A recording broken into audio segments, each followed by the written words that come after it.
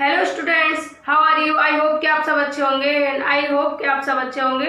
आप सबका वेलकम है आपके अपने यूट्यूब चैनल एक्सपर्ट ओपिनियन पर, जिस पर आज हम डिस्कस करेंगे सीटेट 2020 के सिलेबस के बारे में। ठीक है, और हमने डिस्कस कर चुके हैं हम कि सीटेट 2020 को आपको क्रैक कैसे करना है, क्लियर कैसे करना है, वो भी अच्छे मार्क्स के साथ में। ठीक है, तो आपने वो वीडियो नहीं देखी तो आप देख लेना जाकर चैनल पर। बाकी आज हम डिस्कस करने वाले हैं अभी सीटेट 2020 के सिलेबस के बारे में। ठीक है, तो आपका ये सबसे पहले मैंने रखा है यहाँ पर सीडीपी को 30 मार्क्स का है, और टोटल ये आपका जो सीटेट होता है 150 मार्क्स का होता है। कितने? 150 का। ठीक है, फुली 150 का होता है। बाकी सीडीपी की बात करें तो सीडीपी में बाल विकास पढ़ना है आपको, बाल विकास के सिद्धांत पढ़ने हैं, समावेशी शिक्षा पढ़नी है, हेरिडिटी एंड एनवायरनमेंट। ठीक, क्या पढ़ना है? हेरिडिटी एंड एनवायरनमेंट, यानी कि वातावरण और आनुवंशिकता। एनसीएफ 2005, शिक्षा का अधिकार अधिनियम 2009, और ये जो आपके कुछ मनोवैज्ञानिक है मोस्ट इम्पोर्टेंट, जिनको मैं करा भी चुकी हूँ, जिनकी थ्योरी मैं करा चुकी हूँ एक्सपर्ट ओपिनियन पर। और कोई रह जाए तो आप कमेंट सेक्शन में बताएंगे। बाकी ये सभी तो हो चुके हैं जो मोस्ट इम्पोर्टेंट मुझे लगे सीटेट के लिए, मैं सब करा चुकी हूँ। पियाजे हैं, वाइगोत्स्की हैं, बंडूरा है, कोहलबर्ग है, सिगमंड फ्राइड, मास्लो और सीएल हल। ठीक है, इन मनोवैज्ञानिक से आपके क्वेश्चन जरूर पूछे जाते हैं, बार बार पूछे जाते हैं। बाल केंद्रित शिक्षा पढ़नी है, प्रगतिशील शिक्षा पढ़नी है आपको, और क्या पढ़ना है? बुद्धि, भाषा और चिंतन पढ़ना है, वैयक्तिक विभिन्नता, सोशल लैंगिक मुद्दे मोस्ट इम्पोर्टेंट 1 नंबर का आता है। ये सभी टॉपिक मोस्ट इम्पोर्टेंट है, ये सिलेबस है आपका, यहाँ से क्वेश्चन पूछा जाता है। ठीक है, मूल्यांकन। अब बात करें हिंदी की, तो हिंदी में क्या है? अपठित गद्यांश और अपठित पद्यांश, इनसे मिलाकर कुल 6 और 9 15 नंबर का पूछा जाता है। ठीक है, 15 नंबर का यहाँ से पूछा जाता है, 6 इससे और 9 इससे। ठीक, शिक्षा शास्त्र से क्या क्या पूछा जाएगा? देखो टॉपिक है आपके अधिगम एवं अर्जन, अधिगम एवं अर्जन, भाषा शिक्षण के सिद्धांत, भाषा विकास, भाषा कौशल, भाषा अधिगम में व्याकरण की भूमिका। ठीक है, भाषा का जो अधिगम है उसमें व्याकरण की भूमिका क्या है? भाषा विविधता कक्षा, भाषा में विविध भाषाओं के कक्षा में जो विविध भाषाओं के बच्चे हैं उनके बारे में डिस्कस करेंगे।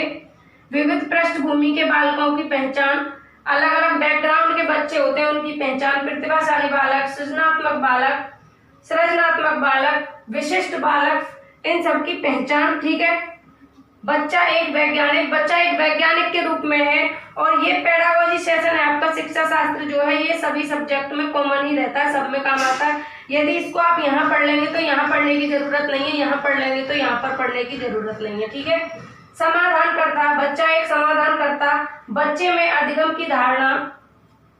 फिर है आपका संज्ञान एवं संवेग, अभिप्रेरणा एवं अधिगम। ठीक है, अधिगम को प्रभावित करने वाले कारक, राष्ट्रीय पाठ्यचर्या की रूपरेखा 2005। अब यहाँ एनसीएफ 2005 यहाँ पढ़ लेंगे तो यहाँ जरूरत नहीं पड़ेगी, और अगर यहाँ पढ़ लेंगे तो आपको यहाँ जरूरत नहीं पड़ेगी, सेम रहता है। ठीक है, शिक्षा का अधिकार अधिनियम 2009।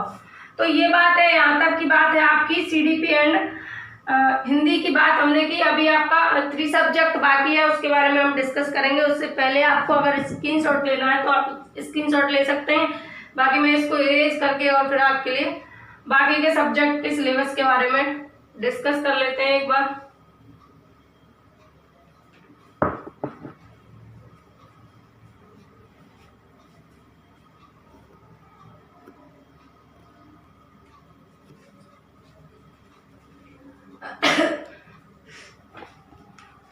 तो आई होप कि आपने स्क्रीनशॉट ले लिया होगा।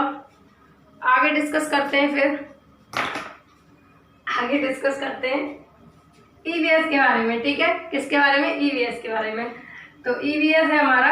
अब ईवीएस से क्या क्या पॉइंट्स हैं, ईवीएस के सिलेबस में क्या क्या चीजें हैं जिनको इंक्लूड किया है सीटेट ने। ठीक है, इसके बारे में डिस्कस करेंगे। तो परिवार एवं मित्र टॉपिक है आपका, परिवार एवं मित्र, भोजन, आश्रय, जल, यातायात।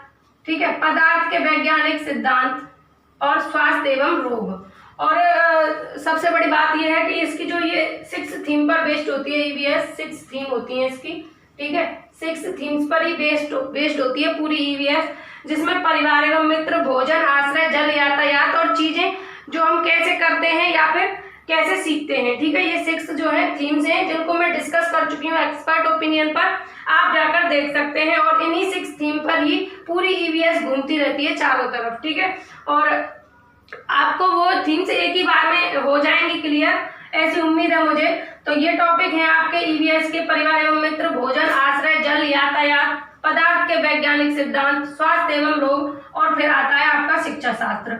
शिक्षा शास्त्र सब में कॉमन रहेगा क्योंकि पेडागोजी सब में पूछी जाती है। सीटेट का तो मेन उद्देश्य ही पेडागोजी है। ठीक है, मैथ्स की बात करें तो संख्याएं, इसके अंदर आपकी संख्याओं के अंदर सारी चीज आ जाती हैं, आपके न्यूमेरिक नंबर्स वगैरह और सभी बहुत सारी चीजें इसमें आ जाती हैं। इसलिए मैं ज्यादा कहानी नहीं लिखी है आपके लिए, बाकी सारी चीजें हम प्रैक्टिस सेट में करा देंगे, जितना हो सकेगा पेडागोजी आपके लिए कराएंगे।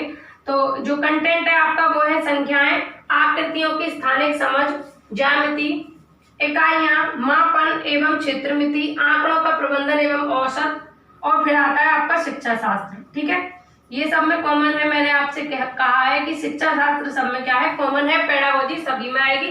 बाकी आपको कंटेंट में यही टॉपिक पढ़ने हैं, बस 5-6 टॉपिक है समथिंग, और 10 से 12 नंबर का ही कंटेंट पूछा जाता है, बाकी सारी पेडागोजी होती है। ठीक है, इंग्लिश की बात करें तो unseen passage, prose, unseen passage, poetry, pedagogy of language development. ठीक है, तो इसमें भी वही कंडीशन अप्लाई होती है, हिंदी वाली अपठित गद्यांश पद्यांश आते हैं, और बाकी का ये आती है आपकी पेडागोजी। ठीक है, यानी कि शिक्षा शास्त्र आता है बाकी का। ठीक, फिर संस्कृत की बात करें तो संस्कृत में भी सेम कंडीशन अप्लाई होती है जैसे इंग्लिश और हिंदी में है।